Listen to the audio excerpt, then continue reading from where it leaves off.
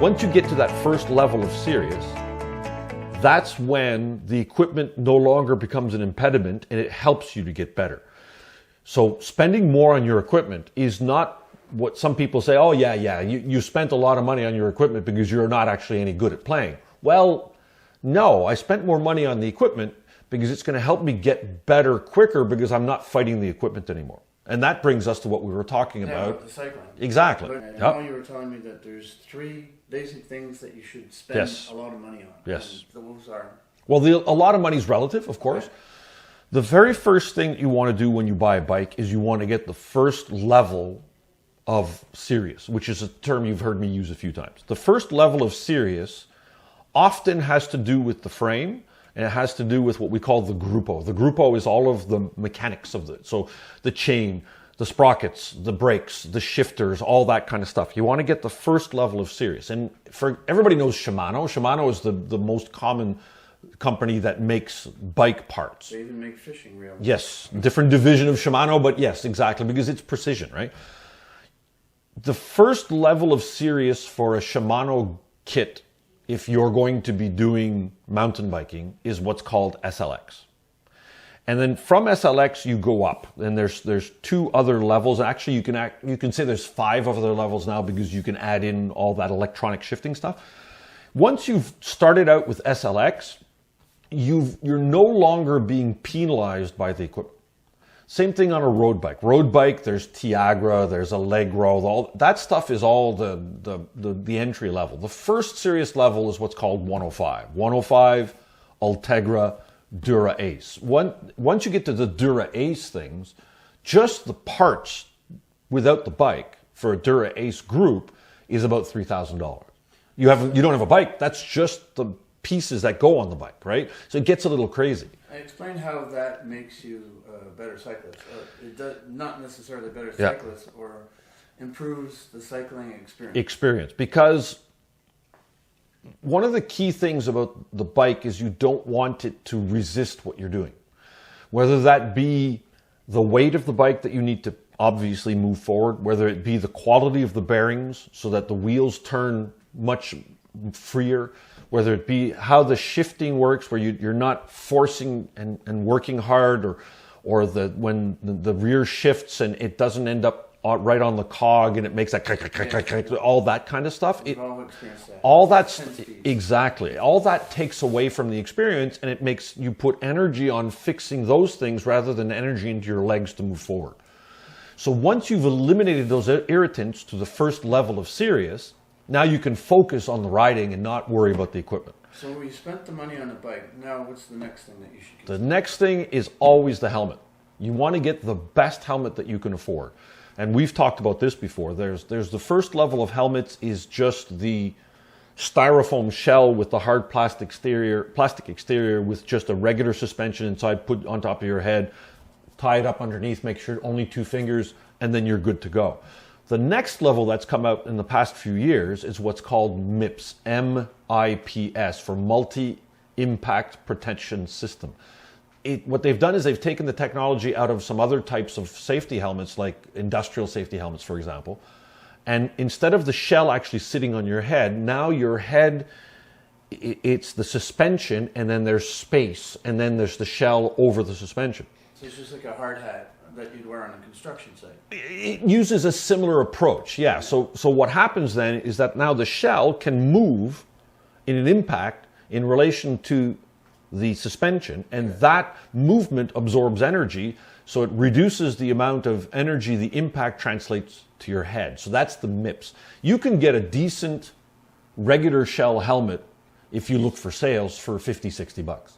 And then we're right? Canadian, so those are yeah, Canadian 50-60 Canadian, exactly. So if American would be like 50, I don't know. Yeah, what you find is that bike prices and bike part prices, they're the same. Which means the Americans get more actual buying power for selling a product than we do, but whatever. But then if you want to go to a MIPS, then now you're in that 120, 150, and then just the sky's the limit. For example, I bought a helmet last year because I was starting to do a little more gravity. I was doing a little more downhill on the mountain bike.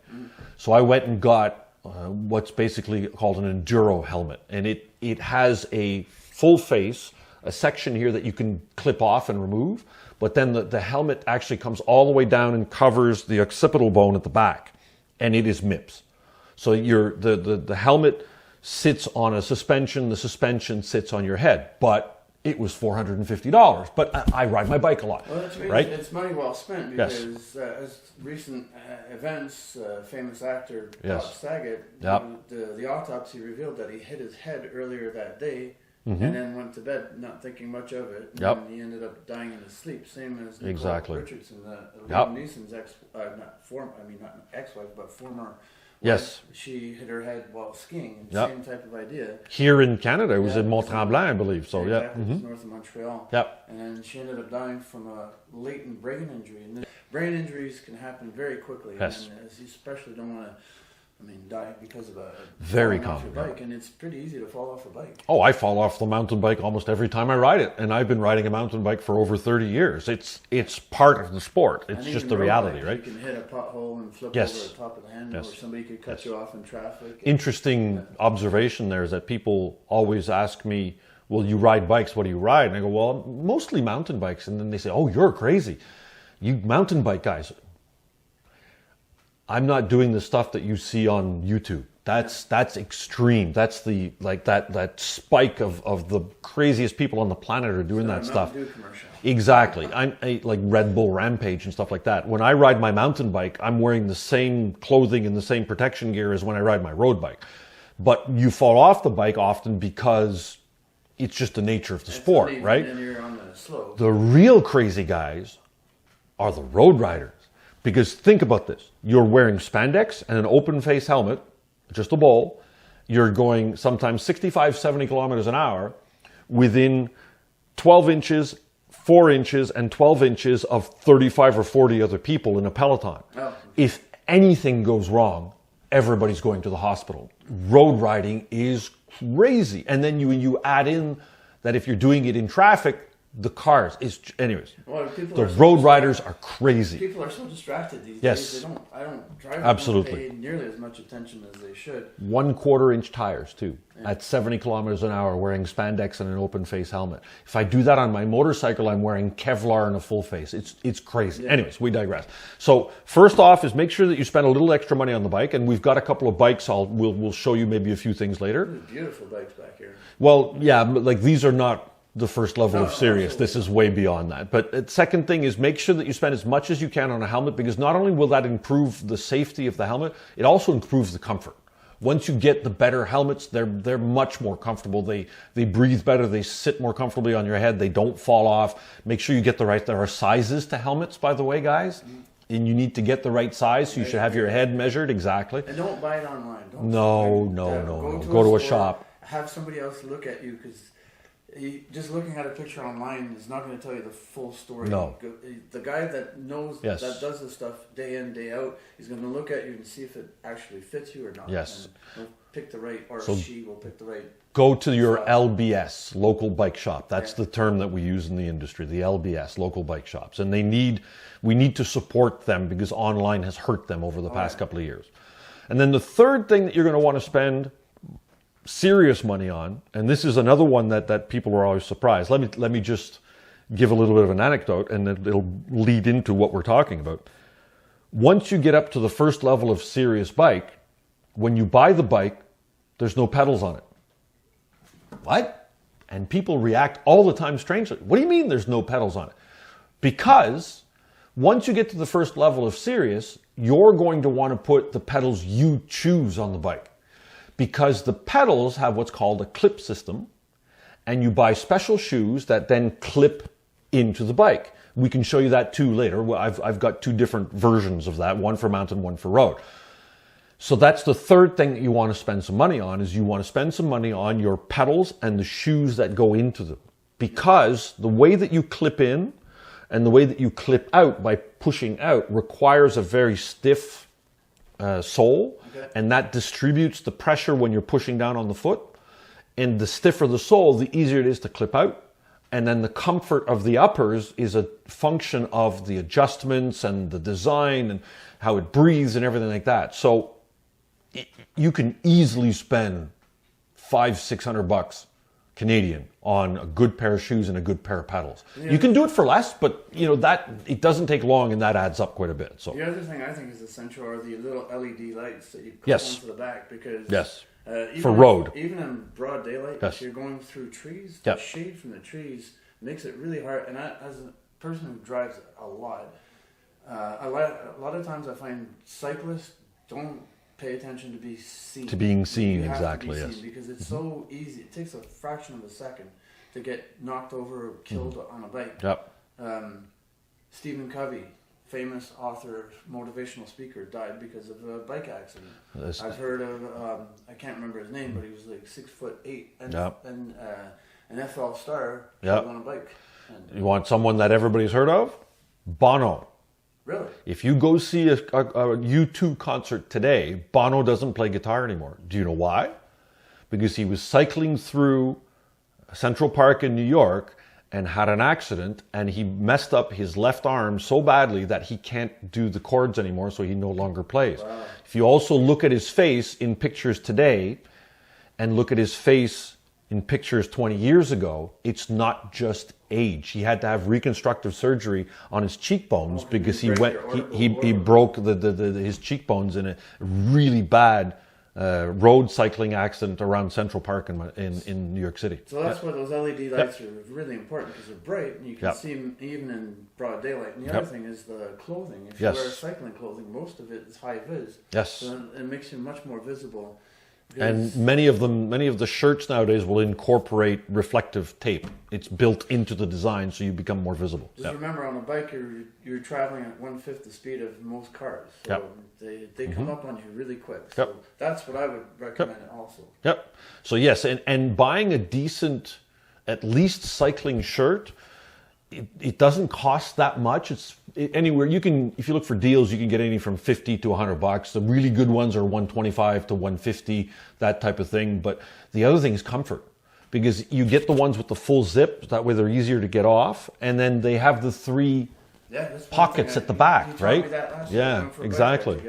I had nothing to put my phone in, my ID, and he said, "Well, look, I have these little pockets." Exactly. I never knew that bike shorts had those. Plus the lycra. Some people laugh at the tight lycra, but the reality is that it breathes, and it doesn't flap in the wind when you're riding on a road bike or a mountain bike, but more on a road bike. So the comfort level is extreme. You will not believe how comfortable wearing a proper bike jersey is when you're riding a bike until you try it. And you'll think that, well, why is it that much money, or why do all, and that's just silly, or it looks dumb.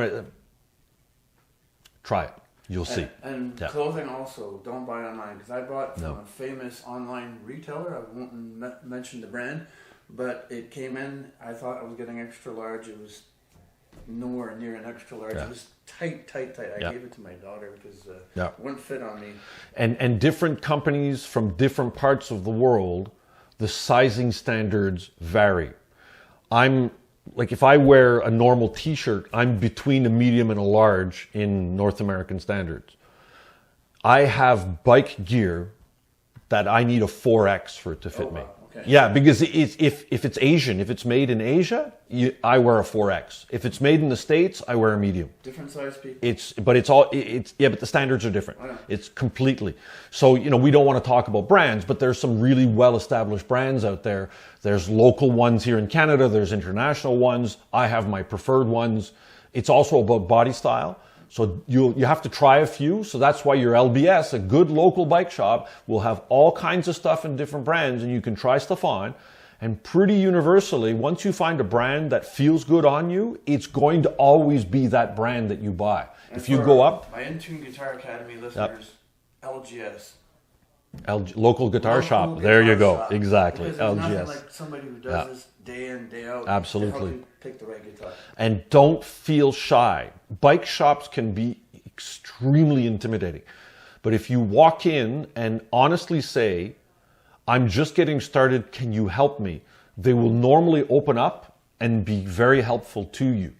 If they're arrogant to you after you say that, leave. Go to a different shop because they don't get it. Don't go on a Saturday afternoon. Pick a time where it's not so busy. Exactly. But the good shops will help you to choose. So first level of serious, we want to spend a little bit of money on the bike. We want to get as good a helmet as we can afford. we want to get pedals and shoes, and then we want to get some cycling clothes. So the first level of serious on a bike in today's world has changed a little bit because the pandemic shortages for bikes have pushed up pricing. It also depends on what kind of bike. So if we're talking about a road bike, something that you're going to be riding on smooth surfaces, be it asphalt or cement or bike paths or something, things like that, you can go one of two ways. Actually, there's three now. You can go with a classic road bike, which has the handlebars that come down, the one that everybody pictures in their mind when they say a road bike. There's also what's called a hybrid, which is the same sort of geometry as a road bike, but it has straight handlebars like a mountain bike, but it's not a mountain bike. It's lightweight and it has narrower tires. That's what I have. That's what you have, exactly. I like them. And then the third option that's becoming more and more popular these days is the gravel bike, which is a road bike that still has the drop bars, but has a wider wheel and wider tire with some tread on it, so you can do both. You can ride it on asphalt or bike paths, but then if you go on gravel roads and even mild off-road trails that mountain bikers would take, you're not out of place on that bike because it's a little more robust. Those are the three options. Most people, when they come into the sport, they first look at the hybrid because everybody is intimidated by the drop bars. So they go with the hybrid. I just don't find them very comfortable. Well, because it depends on how you ride it, and I'll show you that in a minute. But when you get onto a hybrid, there's a limit to what you can accomplish because the hybrid is it's also about gearing. Hybrids are geared to make them easy to ride because they're considered more of an entry level or more of a casual rider bike. Once you go to the road bike, the gearing changes. So it's a little harder to get the bike moving because you don't need that low gear that allows you to almost ride up walls like you do on a mountain bike because you're always going to be going a certain speed. So often people come into the sport, they start with a low-end hybrid bike that they pay $350 Canadian for, and then pretty quickly come to the realization, well, this bike is a little hard to ride. If they figure it out quick enough, they're going to change the bike and go to something better. If they don't, they might just decide never to ride the bike because it's not fun to ride. That's what I refer to as the first level of serious. The first level of serious means that the bike performs to a level that you're going to enjoy the ride right away, and it's going to allow you to focus on getting better rather than fighting the equipment. And that level today for a hybrid is in the round $1,000 Canadian, because it used to be around $700-800, but everything's gone up because of the pandemic. So around that $1,000 to $1,200, you're going to be able to get a pretty decent, what we call a performance hybrid. If you want to go into a road bike, up until before the pandemic, for $1,500 to $1,600 Canadian, you were able to get the first level. It would be a carbon fiber fork, an aluminum frame, and you'd get a 105 group. So everything would be that first level of everything just works, you don't need to worry about it. That's gone up to more about 2,000 now, 1,800 to 2,000. And then once you get to that level, not only is the bike going to be easier to ride, it's going to be much more pleasurable. You're going to be able to focus on what you're doing. It's going to maintain its adjustments. You're also going to be getting on a road bike into disc brake rather than rim brake. So once you get into disc brake, as everybody probably knows, the disc brake is insanely more efficient. It brakes much harder. It works very well on dissipating heat. Everything just works better. So that first level will let you enjoy the ride much more than you would if you had, for example, that $350 bike. So it sounds like a lot of money, but you really want to go that first level so that it becomes usable, so it becomes enjoyable. Then, the helmet, get it the best one you can. If you're going to start out with a bike, as we've talked about before, you might want to start with flat pedals. That's why the cheaper bikes come with pedals, but the expensive ones don't, by the way, because people who buy cheap bikes don't invest in pedals and shoes, so they just ride with sneakers on flats. That's what I do. That's what you do, right? But, I'm slowly but surely, we'll get you there. He's working. We'll get you there. And then the bike clothes to make sure that you're comfortable. Exactly. And you talked about the lights. A decent piezo light that you put on the front and the back. Once you've spent 25, 30 Canadian, you're good, because LED technology now, it's not expensive. That's what I bought them from that famous online Exactly. retailer, and Yeah. you just plug them into plug Yes. them into USB. Exactly. To charge them up. Exactly. And it's required by law in Quebec now. Oh, is it? Okay. Different provinces have different laws. So let's have a look at your bike. So tell me a bit more about your road bike. Okay, so this is way beyond the first level of series, just to make sure that everybody's clear on this. So what we have here is, it's a 2012 Specialized Roubet Expert. And that doesn't necessarily mean a lot to everybody, but if you want to look it up, you can find this bike still online. Specialized is great because they keep all of their old stuff up, so you can go and look at what the bikes were like before. Carbon fiber frame. Everything else on it is originally aluminum. So the carbon fiber aluminum wheels. So this is the original wheel that when the bike was bought. And then the Ultegra group. So you can see the Ultegra down here.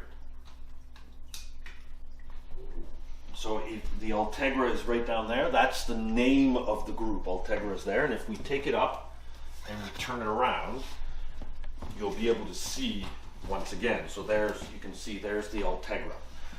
So the rear wheel is the wheel that the bike came with, aluminum, it's an okay wheel. It's strong. It'll survive a lot of abuse, impacts, things like that. But then I've upgraded the bike to carbon fiber wheels. The reason the carbon fiber wheel is not on it is in the winter we put this on what's called a trainer, and I don't want to wear out my good new tires on a trainer, so I put this one on with the old tire. You can see that it's actually got a flat spot on it because it continuously rolls on the trainer.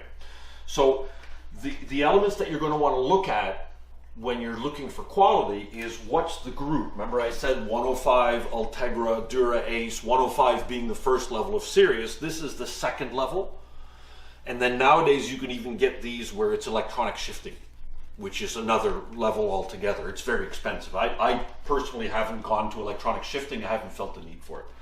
And because this bike is a 2012, it was before disc brakes became common on road bikes. It's still rim brake. But a modern bike like this, you would have a disc brake on the front and on the back. But again, carbon fiber. The seat I've changed the handlebars to be narrower because it gives me a better stance on the bike, and it weighs about 14 pounds when you lift it up in this configuration. That's incredible. But if you want to replace this bike today, the wheels, the bike, everything else that's on it, you'd probably be about 10,000 if you wanted to buy this bike. That's a whole lot more serious than I am. But I do a lot of riding, so I've invested in my equipment, obviously. Just like that $600 drum kit that we were talking about, I'm up to $4,000 now because I've just improved everything on it. So if you're looking at the entry-level Sirius bike, you're going to have an aluminum frame, you're going to have a carbon fiber fork, you'll probably have entry-level disc brakes, you'll probably have a 105 group, and wheels will be basic aluminum wheels, but you will find that it makes you focus on the riding rather than the gear, because now it's going to do everything reasonably well and you won't have to be thinking about the gear. You can focus on the ride. All right, so let's have a look at your mountain bike. Maybe we just finish up with the pedals, right? So if you look at the pedals, if you come in and take a look at how those are made, right? That's a clip pedal, right? So this, you will then be wearing the special shoes. These are actually referred to as a tri-shoe because I like the single adjustment on them. Most road shoes will have multiples, but the key is underneath where you have this very, very stiff spine that keeps the shoe from twisting when you're trying to clip out, but it also distributes the force that you're pushing down on because you're attached to the pedal now. So this will then, I can't do it when I'm not actually on the bike. I get the idea. But you know, like this downhill skis. So this just goes in there like that, and it'll go in. That's the wrong shoe, right? That's the left shoe on the right pedal. But you get the idea. Yeah. And then that allows you, when you pedal, to not just push down. It allows you to pull up, pull across, push, and it becomes a full circle because you're attached to the pedal. Okay? Moving on to the mountain bike. And unlike the road bike, which is a 2012, I just got a new mountain bike at the end of last season. So now this is up to the minute in terms of mountain bike technology. This is the same bike. If you were to buy this bike today, it is identical. The 2022 has 0 changes to it. This is a full carbon fiber, full suspension because it has the rear suspension as well, 29-inch wheel. And what we call bikes like this is we refer to them as the quiver killer because it's a bike, it's a mountain bike that does everything well. But again, talking about the first level of serious, this is not the first level of serious. This bike, if you bought it today with taxes, would cost you $11,000. But that's the level that I'm at because I ride my bike all the time. Once you get into the first level of serious in a mountain bike, you're going to be in a $2,200 to $2,500 range. You need to spend a little more money than you would on a road bike, just because if you're going dual suspension, there's a little bit more investment that goes on. So modern mountain bike, dual suspension, so you can see that there's all this geometry with all the pivots. Once you get into the better bikes, all of these pivots are, you can lubricate them and they're sealed so they'll last longer. Then the progressive shock absorber that allows you to absorb the small bumps when you're riding, but then when you go into a big hit, it will absorb the big hit as well. So it's comfortable, but it's also, it allows you to do things.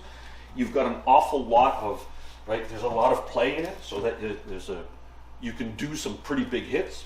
Front suspension, the same thing. Those wheels are aluminum. I didn't go for the carbon fiber, which would have added another couple of $1,000s to the bike.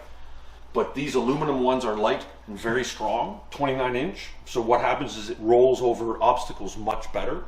And this is more of a race tire because it's got the very light knobs on it. That's what the bike came with. I'm going to be changing these to a more aggressive knob for the type of riding that I do here in Broma.